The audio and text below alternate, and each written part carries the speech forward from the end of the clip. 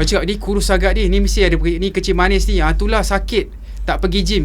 Dah itulah tak pergi gym dah kurus sakit. Padahal orang tak tahu kita pergi gym 3 kali seminggu. Orang tak tahu kita punya sugar kita 4-5 je. Yelah, dia kita, macam you buat apa-apa pun orang akan cari something. Kita tak boleh pernah puaskan orang. Macam tu lah. Yelah, so kita cakap pasal kesihatan kan. Yelah, saya pun tengok macam kita dua-dua dalam satu journey kan. Betul. Tapi your punya journey memang impressive. Dari 200 kg dari saya pada 191 okay, sampai sekarang 98. Saya target 80, 70.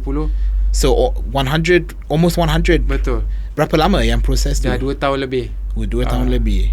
Apa yang moment yang you rasa macam okay, I memang nak kena buat something? Saya nak sihat tu je. Sebab macam saya cakap lah, semua orang berbadan besar ni, macam saya lah, saya tak naklah sebut ayat gemuk ke apa. Saya lebih kepada orang berbadan besar.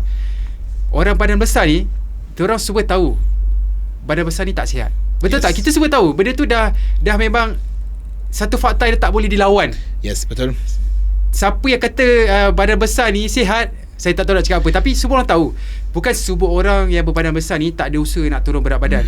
Hanya orang berbadan besar yang obes je tahu how hard, difficult to ubah.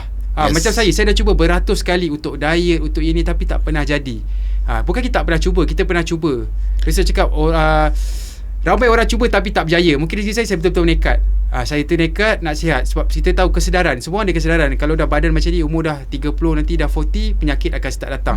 Kita jalan sihat. Macam saya pun dah kahwin, nak ada wife, tak naklah macam sakit nanti susahkan isteri, meninggal awal lah, tak adalah. So kita slowly ubah. Dengan rezeki yang kita ada ni, saya it's time for me to change lah. Itu je.